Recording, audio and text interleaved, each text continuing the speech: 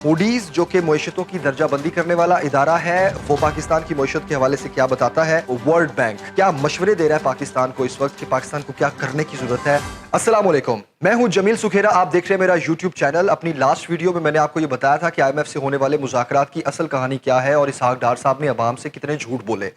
वो आहिस्ता आहिस्ता सच साबित होना शुरू हो गए हैं। 170 अरब नहीं बल्कि 500 से 600 अरब ये टैक्स होंगे जो अवाम पर लगेंगे।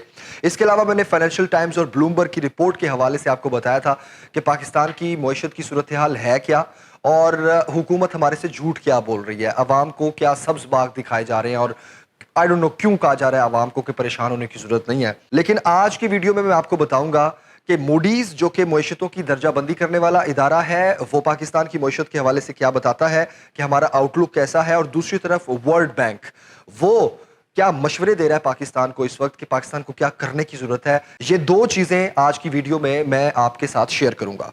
अच्छा, सबसे पहले तो मैं बताता हूं कि मूडीज क्या कहता है। मूडीज कहता है कि पाकिस्तान की जो बैरूनी अदायगियों की सूरत हाल है ना, वो बड़ी तशवीशनाक है।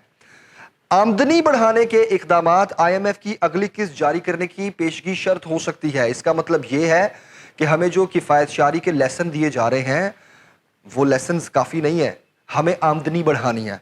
फिर वो ये कहता है कि social and political instability reforms को मुश्किल बनाएंगे। फिर मूडीज ये कहता है कि अगले चंद बरसों की जो फाइनेंसिंग ज़रूरियात है उसको हासिल करना बहुत दुश्वार रहेगा। लाइक मिनी बजट पे मिनी बजट्स आते रहेंगे और ये सूरत हाल इस तरह चलती रहेगी। पाकिस्तान की जो डगमगाती मईशत है इसको कोई सहारा नहीं मिलेगा, हमें अल्टीमेटली IMF की तरफ ही देखना पड़ेगा। अच्छा, मूडीज ने जो आउटलुक बताया पाकिस्तान का, इसके साथ ही वर्ल्ड बैंक ने यह बताया कि पाकिस्तानी मईशत तरक्की क्यों नहीं कर रही, कैसे कर सकती है ये तरक्की।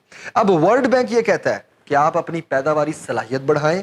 वसाइल के एतबार से पैदावार का ना होना पाकिस्तान का बहुत बड़ा मसला है। इसका मतलब यह है कि हमारे पास वसाइल हैं लेकिन हम पैदावारी सलाहियत नहीं बढ़ा रहे। पैदावारी सलाहियत से मतलब क्या है मेरा, मैं आगे चल के आपको बताता हूं। GST और दीगर जो टैक्सेस हैं उनको हम आहंग किया जाए, कंप्लायंस नहीं है। FBR की टैक्स कलेक्शन और GST डायरेक्ट इनडायरेक्ट टैक्सेस जितने भी लगते हैं, वैट, उसके अलावा फॉरेन ट्रांजैक्शंस पर टैक्स, बैंक्स का लेना देना, जितने भी टैक्सेस हैं ये आपस में हम आहंग नहीं है। फौरन से पहले पाकिस्तान अपने टैक्सेस को भी हम आहंग करे। इसके बाद सबसे इंपॉर्टेंट पॉइंट, वर्ल्ड बैंक ये कहता है कि रियल एस्टेट की बजाय मैन्युफैक्चरिंग एंड ट्रेडिंग को बेहतर किया जाए। ये जो रियल एस्टेट का बैलून फुला लिया जाता है और ज़मीनें काट काट के, सोसाइटियां काट काट के आप जो बड़े बड़े टाइकून्स अपनी सोसाइटी में बना रहे हैं, ये करना बंद करें।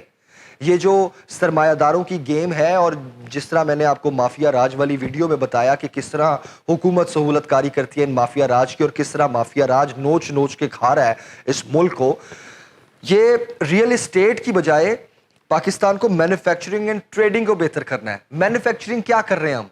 कुछ भी नहीं। ट्रेडिंग हम क्या कर रहे हैं? कुछ भी नहीं। हाथ पे हाथ धरे बैठे हैं हम। हमारी पॉलिसीज ही इतनी फ्रेंडली नहीं है कि हम इंपोर्ट के लिए तो चले ठीक है, हम रोना रोते रहते हैं कि LCs नहीं खुल रही। आपको पता है कि 1970 से अब तक पाकिस्तान इंपोर्ट पे खड़ा है। पाकिस्तान के अपने वसाइल होने के बावजूद, हम पैदावारी सलाहियत होने के बावजूद हम ट्रेडिंग और मैन्युफैक्चरिंग को फरोग नहीं दे रहे। आपको फिर मेरी हर बात से इमरान खान की पॉलिसीज याद आएंगी कि इमरान खान के दौर में SMEs को कितनी सहूलतें दी गई, इमरान खान ने इंपोर्ट को कितना महंगा कर दिया। अच्छा, फिर वर्ल्ड बैंक कहता है कि एक्सपोर्ट्स की जो मुश्किलात है उसको कम करो और लेबर फोर्स में खवातीन को शामिल करो। पाकिस्तान की आबादी का जो 51-52% हिस्सा खवातीन पर मुश्तमिल है, उन खवातीन को आप लेबर फोर्स में लाओ। अगेन पॉलिसीज ही नहीं है हमारी। फिर वर्ल्ड बैंक कहता है कि फॉरेन इन्वेस्टमेंट को फ्रेंडली माहौल दिया जाए। वो फ्रेंडली माहौल कैसे आएगा जब सुबह शाम गालम गलोच चल रही होगी टीवी पे और सियासतदानों की आपस की लड़ाइयां चल रही होंगी और इल्जाम तराशियों के अलावा कुछ करने को नहीं है इन सियासतदानों को पॉलिसीज ये बना नहीं रहे, तो किस तरह इनको होश आएगा कि फॉरेन इन्वेस्टमेंट को हमने फ्रेंडली माहौल देना है। अच्छा, अब हमने करना क्या है? ये किफायत शारी की रट लगाने की बजाय हमें अपनी आमदनी बढ़ानी है। आमदनी बढ़ाएंगे तो हमारी मईशत तरक्की करेगी। IMF की हालिया शराइत के बाद सबसे पहला इंपैक्ट जो अब आने वाला है ना, उसका वो मैं आपको बता दूं कि ECC का इजलास हुआ और बिजली मंसूबों के लिए कर्ज पर जो सूद है ना, वो अब अवाम अदा करेगी। मंजूरी दे दी गई है इसमें, इस मीटिंग में फाइनेंस सरचार्ज के जरिए 76 अरब रुपए वसूल किए जाएंगे। दूसरी तरफ जो बिजली की तकसीमकार कंपनीज हैं उन सब ने दरखास्त कर दिया नेपरा को कि हमने 17 अरब 20 करोड़ रुपए इकट्ठे करने हैं। तो जस्ट इमेजिन कि बिजली की कीमतों में जो इजाफा होगा उस सूरत में अवाम पर कितना बोझ पड़ेगा। फिर गैस एंड पेट्रोलियम प्राइसेस जब बढ़ेंगी तो उस सूरत में अवाम पर कितना बोझ पड़ेगा। और महंगाई की सूरत हाल तो आपके सामने है। आने वाले दिनों में ये महंगाई मजीद बढ़नी है। बताना मैं आपको ये चाह रहा हूँ कि ये साल डेढ़ नहीं बल्कि आने वाले 4-5 साल पाकिस्तान की मईशत के लिए बहुत मुश्किल हैं। लेकिन पॉलिसीज़ बनाने वाला कोई नहीं है, वो इसहाक डार साहब हों, वो मिफ्ता इस्माइल हों, या कोई पहले हमारे साबिक वज़ीर ख़जाना हों, कोई इकोनॉमिस्ट हों, या मईशत को संभालने का तरीक़ाकार किसी के पास नहीं है।